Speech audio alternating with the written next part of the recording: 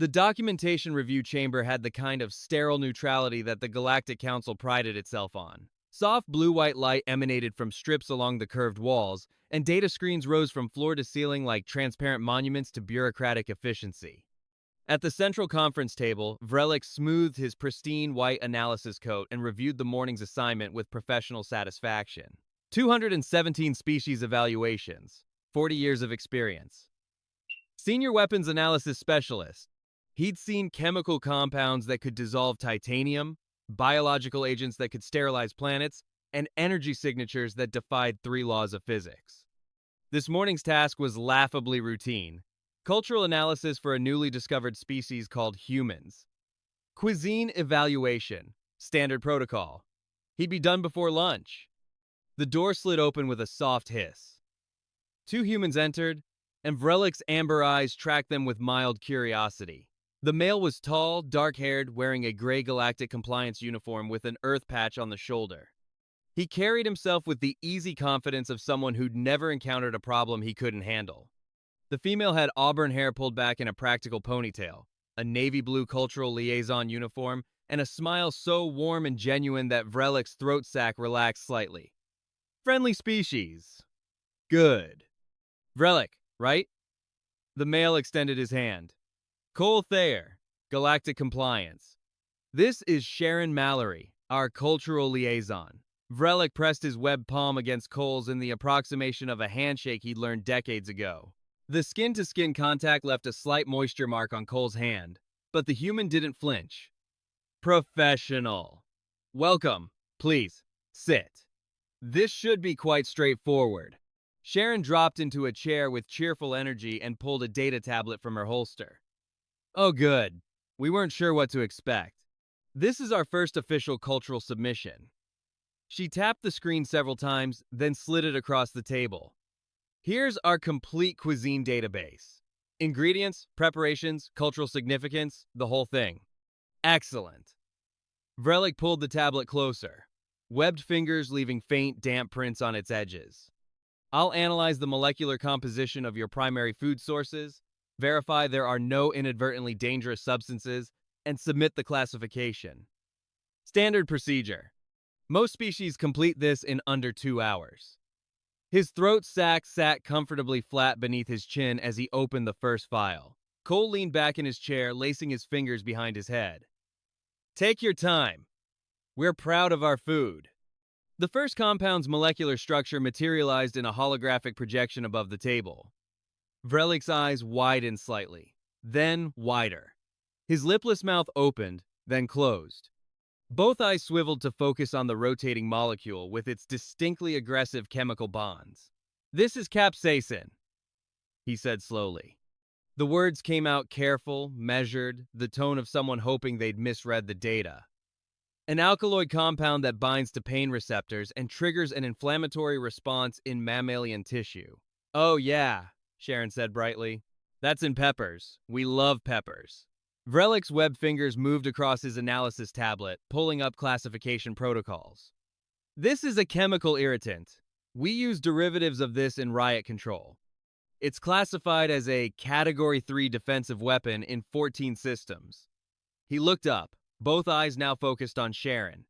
You're aware of its effects? Sure, Cole said. His slight smirk had grown into a full grin. Burns your mouth, makes you sweat. Some people can't handle it. Can't handle it, Vrell'ik repeated. His throat sac puffed outward slightly, a small inflation that he didn't seem to notice. And you consume this intentionally?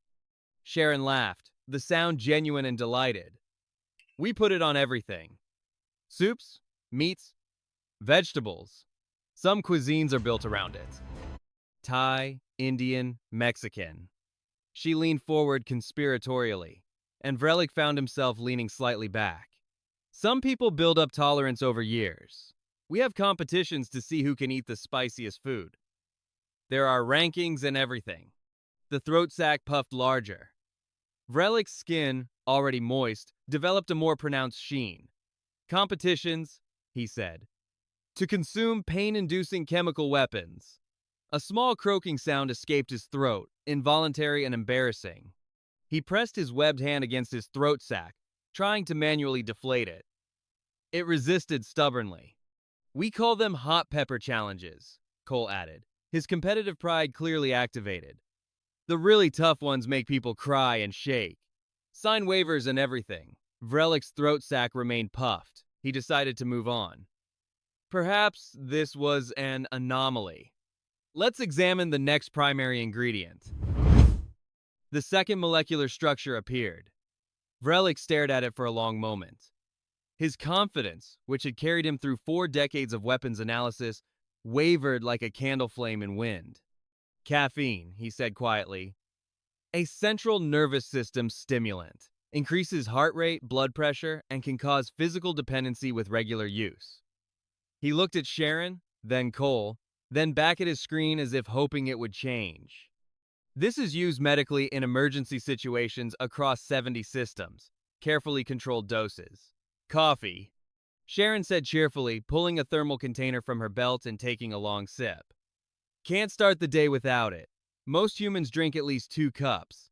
I'm on my 4th. Vrell'ik's throat sac inflated further. Both his eyes bulged slightly, the amber irises now visible in their full alarmed circumference. "4th. You've consumed 4 doses of a cardiac stimulant. Before midday." "Yeah, I'm trying to cut back," Sharon said with a self-deprecating smile that suggested she found her own excess amusing rather than concerning. "Some people drink 8 or 9 cups." Cole nodded. "Our military runs on it. Supply lines prioritize coffee over almost everything else. Soldiers get irritable without it. Whole wars have been fought on caffeine." The croaking sound emerged again, longer this time. Vrell'ik's skin was definitely more slimy now, glistening under the blue-white lights. He tried again to press his throat sac down, using both webbed hands this time. It deflated partially, then immediately reinflated when he released pressure. "You knowingly create physical dependency," Vrell'ik said, his voice slightly higher than before, "on a substance that stresses your cardiovascular system." "Well, when you put it like that, it sounds bad," Sharon said. She was still smiling. Why was she still smiling? "But it tastes good and helps us focus. Plus, we've built entire social rituals around it. Coffee dates, coffee breaks, coffee shops where people gather." Vrell'ik pulled up the third major ingredient, his webbed fingers trembling slightly. The molecular structure materialized, and he made a sound that no murky should make in professional company. A guttural croak that echoed slightly in the curved chamber. "Ethanol," he whispered. "This is poison." "Oh, alcohol," Cole said. "Yeah, we drink that too." Vrell'ik's hands moved across his tablet with increasing desperation, pulling up medical databases, toxicity reports, mortality statistics. "This causes cellular damage, organ failure, impaired cognitive function, and death in sufficient quantities. It's banned as a recreational substance in 92 systems." His throat sac was now fully inflated, bulging beneath his chin like a fleshy balloon. "You're telling me you consume this?" "We celebrate with it," Sharon said, her helpful enthusiasm somehow making everything worse. "Weddings, we toast with champagne. Promotions, we go out for drinks. Birthdays, anniversaries, holidays. Funerals," Cole added. "We drink at funerals too." "You drink poison at funerals," Vrell'ik repeated. His throat sac wobbled when he spoke. "To mourn the dead. You consume a substance that causes death." Sharon nodded enthusiastically. "It helps people relax and socialize. Plus, in moderation, most people are fine." "Moderation," Vrell'ik croaked. He stood abruptly, his fully inflated throat sac throwing off his balance slightly. He steadied himself against the table, leaving damp web prints on its surface. "I think we need to move to the containment bay. Some of these substances require secure analysis protocols." They walked down the council corridor, Vrell'ik waddling slightly ahead while his throat sac refused to deflate. A tall, gray-skinned alien carrying a stack of data tablets passed them going the opposite direction, took one look at Vrell'ik's inflated throat sac, and quickened their pace. In the background, other aliens moved between offices, their quiet efficiency a stark contrast to the crisis unfolding in Vrell'ik's body. The testing containment bay was exactly what its name suggested. A large chamber with reinforced walls, hazard striping on the floor, and an observation window thick enough to withstand small explosions. Vrell'ik had conducted thousands of tests here. He'd once analyzed a substance so volatile it existed for only 3 seconds before detonating. He'd been calm then. Professional. Now, his throat sac was fully inflated. His skin was leaving damp trails wherever he touched surfaces, and his hand shook as he placed a small brown sample into the sealed testing chamber. Theobromine, he said, reading the analysis results. A methylxanthine alkaloid, toxic to most carbon-based species. Causes seizures, cardiac events, and death. He turned to face the humans, both eyes bulging with barely contained horror. This is fatal to Murky, fatal to Scri-Ari, fatal to Thrixians, fatal to 63% of known species. That's chocolate, Cole said, grinning. Tastes amazing. Vrell'ik's throat sac somehow inflated further. He hadn't known that was possible. You consume known toxins for taste. Sharon pulled up images on her tablet, turning it so Vrell'ik could see. We give it as gifts. To romantic partners especially. Valentine's Day, anniversaries. Chocolate means love in our culture. You express affection, Vrell'ik said, each word punctuated by a small croak. By gifting poison. Dark chocolate has antioxidants, Sharon offered helpfully. It's actually considered healthy in moderation. Vrell'ik tried once more to manually deflate his throat sac, pressing with both webbed palms. It stayed stubbornly inflated. His eyes were looking in slightly different directions now, the independent movement of his ocular muscles betraying his mental state. Next substance, he whispered, because speaking normally required more air than his compressed lungs could provide. Sharon's smile brightened. Oh, this one's fun. Cheese. The analysis took longer because Vrell'ik's trembling fingers kept missing the input controls. When the results finally displayed, he read them 3 times, certain he'd made an error. This is controlled bacterial decomposition, he said. You take a nutritious substrate and deliberately introduce microorganisms to break down its structure.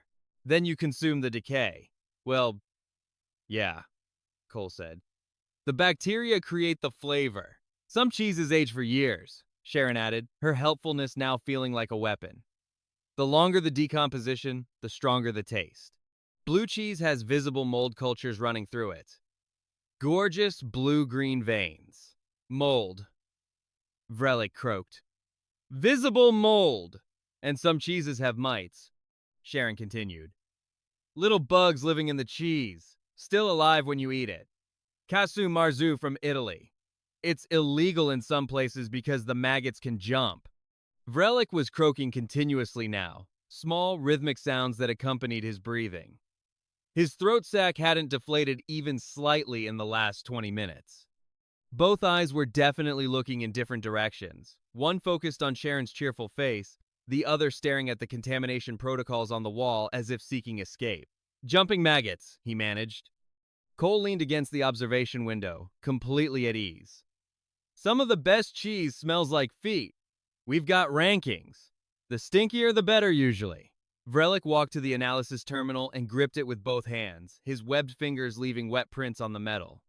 His prestigious white coat was now damp with stress-secreted moisture, clinging to his olive-green skin. He pulled up the next file in the database, his movements mechanical. A scientist marching toward his own doom because protocol demanded it. Sharon stood and walked over, looking at the screen over his shoulder. Oh, good, you found the delicacies section. This is where it gets really interesting. Vrell'ik's throat sac inflated beyond anything his anatomy should allow. It was enormous now, distorting his profile, making him look like a completely different species. One eye twitched. Really interesting, he repeated, his voice barely functional. Yeah, Sharon said, her enthusiasm utterly undiminished. The really good stuff. The foods people seek out specifically because they're rare or dangerous or difficult to prepare. Cole pushed off from the wall and joined them. This is where Earth's cuisine gets impressive. Vrell'ik looked at the file title on the screen, then at his reflection in the observation window. His throat sac was now roughly the size of his head. His skin was dripping. Both eyes were bulging and misaligned. 40 years of experience, 217 successful evaluations, and this was how it ended. Surely, he croaked, the word emerging with desperate hope. Surely this is the worst of it.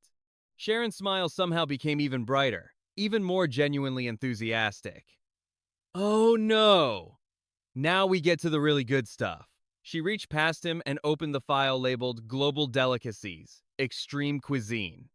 Vrell'ik's throat sac inflated another impossible increment. His left eye began twitching uncontrollably. Somewhere in the background, a short-furred alien technician glanced through the observation window, saw Vrell'ik's condition, and quickly left the area. Cole crossed his arms, grinning with competitive satisfaction. This is where we show you what humans are really made of. Vrell'ik had requested a break. 10 minutes in the corridor, attempting breathing exercises taught to him during his academy training for high-stress situations. His throat sac had remained fully inflated throughout. A blue-scaled alien medical officer passing by had stopped, asked if he required assistance, taken one look at what was on his analysis tablet, and continued walking without another word. Now, back in the testing containment bay, Vrell'ik gripped the edge of the analysis terminal with both webbed hands and tried to remember why he'd chosen this career. The reinforced observation window reflected his condition back at him. Throat sac distended to absurd proportions, skin glistening with stress moisture, eyes bulging and slightly misaligned, white coat clinging damply to his frame. Cole and Sharon returned with the same cheerful energy they'd had an hour ago.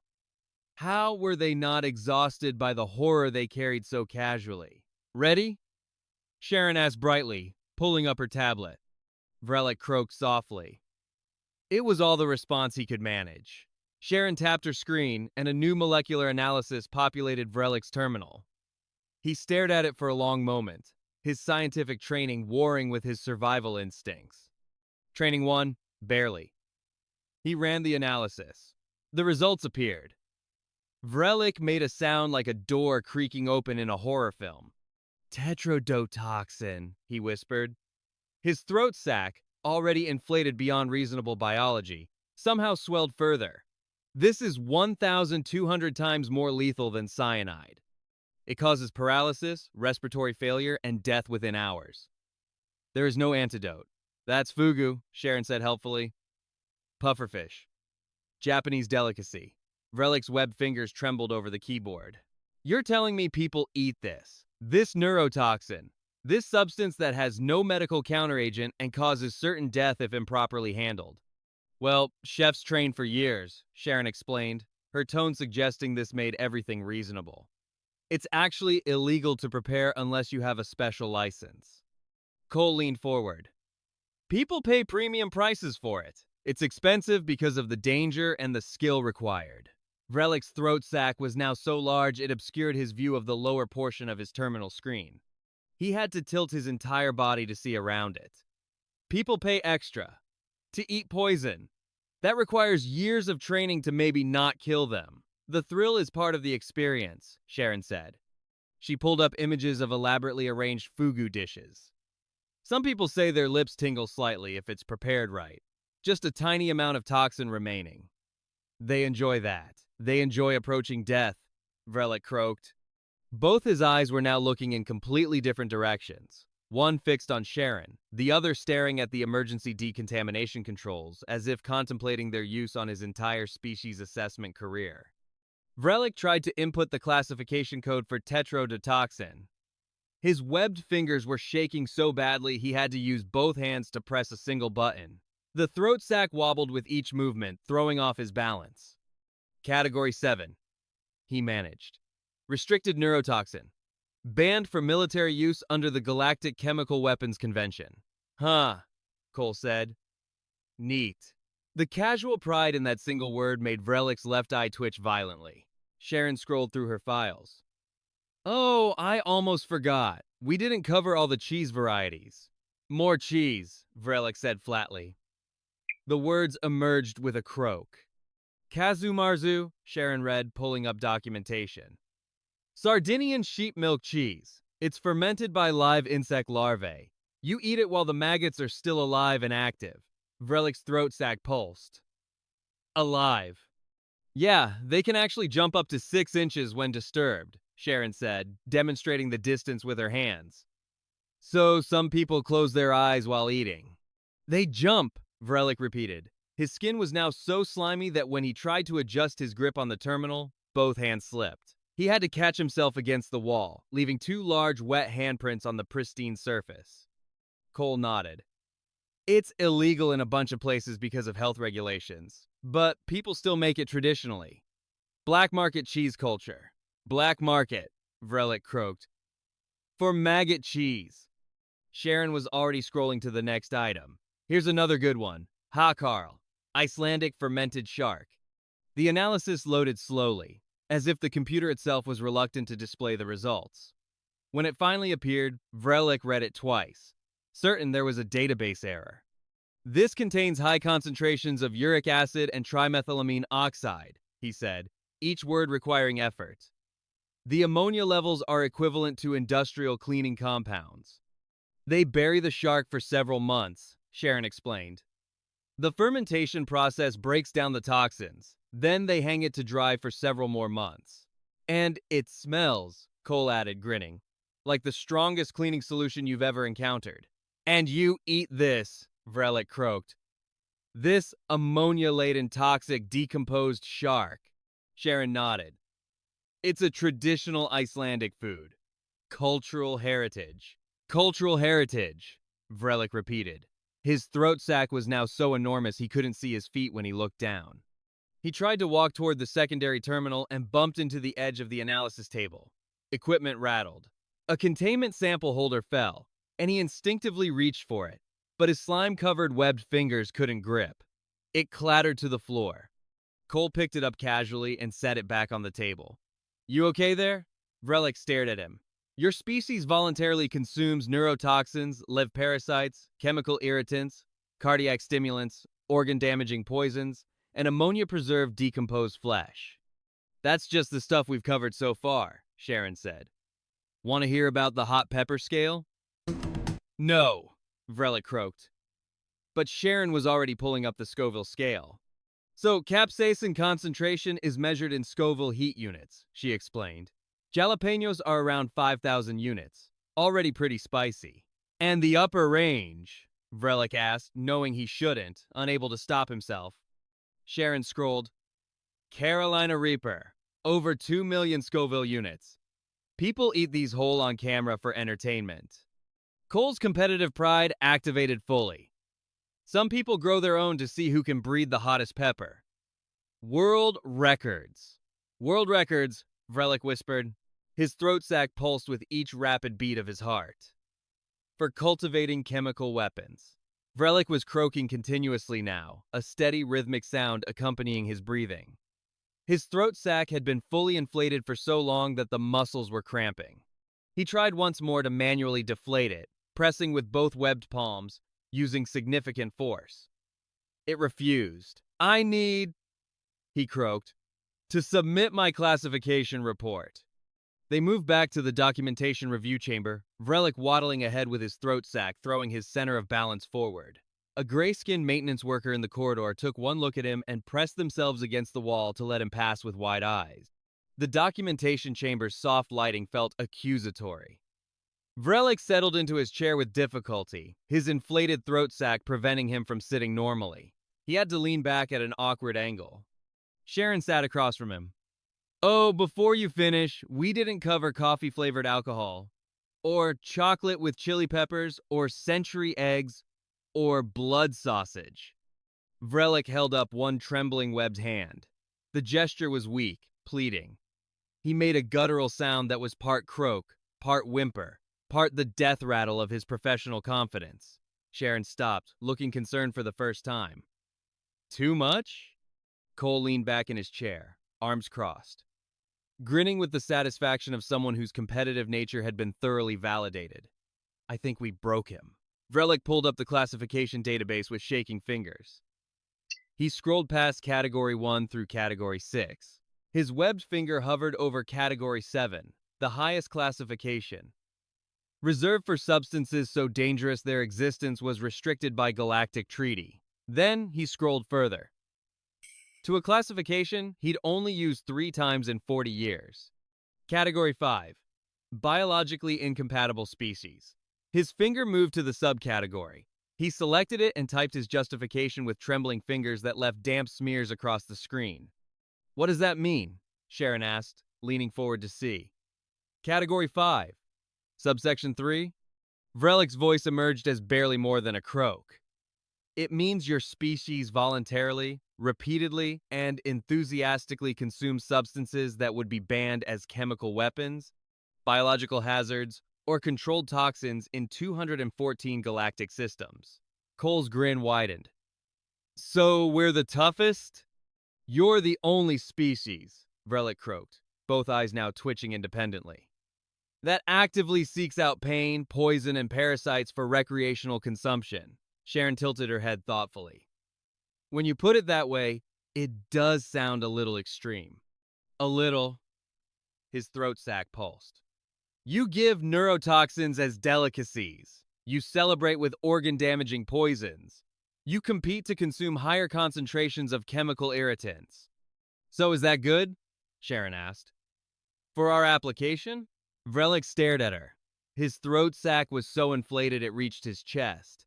His skin was leaving puddles of stress moisture on his chair. Both eyes were bulging and misaligned, and his webbed fingers trembled continuously. Good, he croaked. You're asking if being classified as biologically insane is good. Cole leaned forward. But we're approved, right? For council membership? Vrell'ik pulled up the automated response that had populated based on his classification. He read it aloud, his voice cracking. Species classified as Category 5. Subsection 3 are approved for immediate council membership under Priority Recruitment Protocol. Reasoning.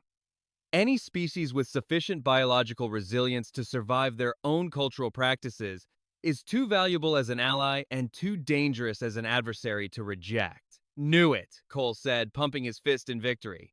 Sharon smiled warmly. That's great news. Thank you for your thorough analysis. She reached into her bag and pulled out a small wrapped package. We brought you a gift to celebrate. Earth chocolate. She slid the package across the table. Vrell'ik stared at it as if it might explode. What is it? The good kind. 70% cacao, Sharon said brightly.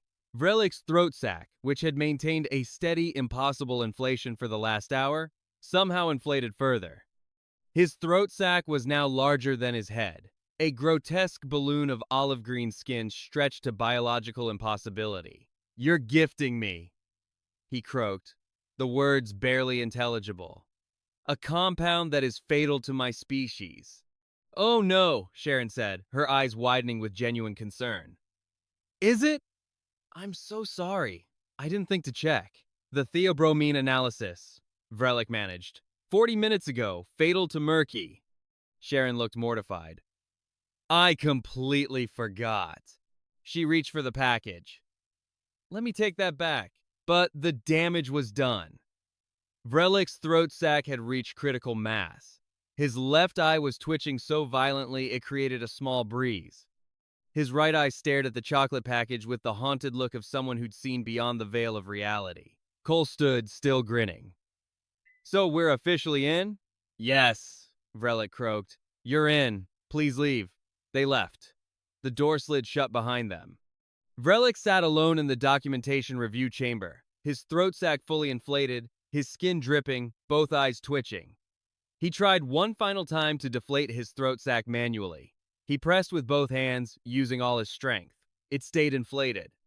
3 hours later, in the emergency medical station's pristine white treatment room, a screery doctor examined him with increasing confusion. Equipment hummed around them while a furred medical technician recorded readings in the background. I've never seen sustained throat sac inflation like this, the doctor said, her feathers puffing with professional concern. The stress stimulus, Vrell'ik croaked, has not ended. Humans eat pufferfish, on purpose, for fun. The doctor's crest rose slightly. I heard about that evaluation. You classified them as Category 5. Category 5, Subsection 3, Vrell'ik corrected. Biologically insane. And they were approved anyway? Immediately. Vrell'ik's throat sac remained inflated through the entire examination, through 3 different treatments. By the next morning, the medical staff had to admit defeat. It may be permanent, the doctor said carefully. a physiological response to psychological trauma that your body can't resolve. Vrell'ik became a legend in the Galactic Council over the following months. The expert who analyzed Earth cuisine and lost his mind. Students in xenobiology courses heard his story as a cautionary tale. His permanently inflated throat sac became visual proof that some species existed beyond the boundaries of reasonable biology. Cole and Sharon became heroes on Earth. News reports celebrated them as the humans too tough to reject. Their official council photo showed them grinning in front of the Galactic Council seal, while somewhere in a medical facility, Vrell'ik's throat sac remained stubbornly, impossibly, permanently inflated. And across the galaxy, a new warning appeared in every xenobiology curriculum, every cultural analysis protocol, every first contact training manual. When evaluating human cultural practices, particularly cuisine, assign analysis to personnel with robust psychological profiles. Under no circumstances ask humans to explain why they consume what they consume. They will answer honestly, and the answer will damage you. Earth's Council application was filed under a new designation created specifically for them. Species of concern. Biologically resilient to point of absurdity. Approved for membership. Recommend not questioning their methods. Somewhere on Earth, someone bit into a Carolina Reaper pepper on a dare while their friends filmed it. Somewhere else, a chef carefully prepared fugu for wealthy diners. In countless homes, people drank their fourth cup of coffee and opened bottles of wine to celebrate ordinary evenings. And in a small medical facility on a council station, Vrell'ik sat in a support group for analysts traumatized by human cultural evaluations. His throat sac still inflated, sharing his story with others who'd made the mistake of asking humans to explain themselves. They never asked why humans ate what they ate. The answer, they all agreed, was somehow worse than any poison.